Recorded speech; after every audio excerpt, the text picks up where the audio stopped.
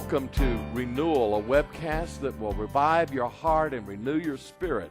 I have with me Pastor Dave Engbrecht. You know, Dave, one of the great things about this webcast is I get to ask all my friends any question I want to ask them, and so we just have a great time here. Welcome to the webcast Renewal here. Appreciate you being with us, and just so everyone knows, it looks like a different background today from what we normally have. That's because we're actually in Armenia, in our studios in Armenia. Actually, we're just right here on the platform in Armenia. You're saying, where in the world is Armenia? Armenia is a Christian country right in the middle of many Muslim countries, right next to places like Turkey and Iran. And we've been holding a conference here, Dave. Before we get into talking about Renewal, talk about the conference. What's been your thoughts on everything? Well, we've just had an incredible time, Sammy. I've enjoyed it. You've been tracking on prayer in the family, and I've been tracking along with one other trainer on the whole thing of leadership. And so it's been exciting to work with about 120 Persian leaders. Yeah, it's really a blessing to be here with them. What one thing, from your perspective, do you feel that God has done, or a couple of things maybe, that God has done in some of the hearts of the people that you've talked to? You know, I sense there's just a real encouragement that's happened. I sense these are people that their cup is empty. It needs to be filled.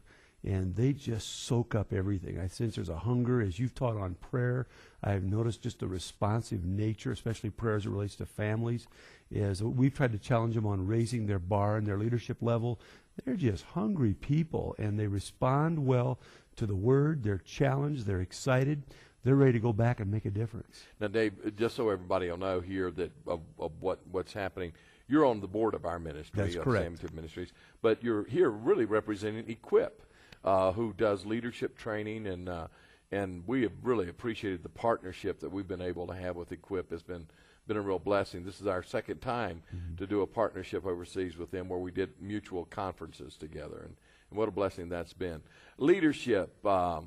Let's talk about that a little bit. You've been doing this with Equip, and you're here, and you know whenever I get in trouble in leadership, it's Dave, help, and I call you, and we talk and have a great time.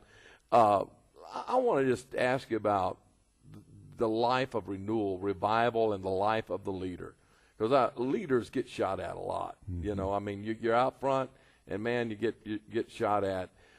What do you see happening in leaders today? I mean, in the need of their own personal renewal. Talk to me about that a little bit. Well, we're seeing leaders fall into a trap of, one of the traps is just being a CEO and saying, well, I'm going to run this organization and I'm going to do it like a CEO. And while there's that corporate side, there's that whole side of our spirit that we need to be walking with the Lord, fresh in our prayer life, fresh in our Bible study.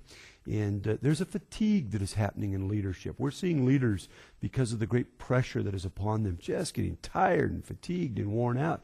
A lot of them, Sammy, are just stepping to the sidelines or relinquishing real leadership and just kind of coasting, which is unacceptable. Well, you know, it's kind of a dilemma, though, for leaders when you think, because we live in an age where, I mean, guys are highly trained as CEOs. You've got people coming to your church who are in organizations trained that way, and we go to school.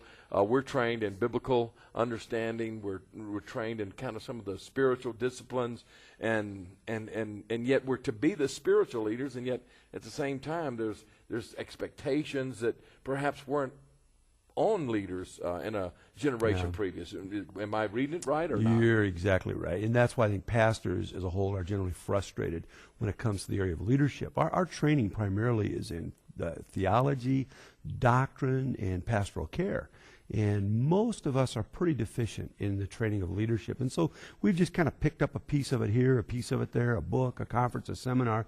But really, our leadership level is a little lower than what it needs to be. That, our ability to do conflict, our ability to relate to people and navigate those streams are really kind of challenging. And so pastors have got to stay out of a couple ditches. The one ditch is becoming the CEO that doesn't have a shepherd's heart, and the other ditch is becoming the shepherd that really doesn't know how to operate as a high-level leader, and that's tough. And you know, when you go into a pastorate, you're called to be a leader biblically. I mean, that's part of the deal. It's That's the whole exactly thing, right. you know. I mean, if you're going to shepherd a people, that means you're going to lead the people. A shepherd leads the sheep. Right. And so you've got that. And yet, by the same token, like you say, it's so easy, it seems to me, to fall into the trap of you know all the right things to do, or you learn the right steps to go through, and yet you lose that spirit. And that's one reason I enjoy doing these conferences. I'm, you're doing the thing on leadership, I'm doing the thing on prayer, and there's a good balance. And when I look at the life of Christ, balance. You know, I mean, he's the most balanced human being who ever lived. God, who became man, was balanced. But okay, let's talk about. Let's say a guy's trying to develop his leadership skills. He's really growing in that. And what about his personal life? And that's very important, because that's foundation. Sammy, you've heard me teach on the iceberg, and it's a common way to teach leadership, that what is above the water is smaller. What's below the water in the iceberg is large, and that deals with our heart, our character. And if we don't manage our heart well, all the leadership lessons in the world aren't going to do us any good. It's kind of the old first things first adage. Okay, making sure we've managed our heart. What are the first things first? Well, number one is we've got to make sure that we're getting enough time alone, that we're really spending some time alone. I like to use the phrase disengage, where we kind of know how to turn off the email, turn off the cell phone, and get alone. Sneak off to the quiet place. Sammy, you taught about a place of prayer and having a place. And I think sometimes leaders are so engaged that they don't know how to flip the switch off and just seek the face of God and to get alone. And so that's the starting point, is having that time that's alone. You know, I called you after I was at the Cove and told you about my experience there, and it really was for me a deep spiritual moving experience. But one of the kind of interesting things that happened with it, when I came back, the Lord just touched my heart, and I made a commitment, and I told a couple guys there, I want you to hold me accountable on this commitment I'm making, because I knew it would be hard for me, and that was that I was going to spend 3 hours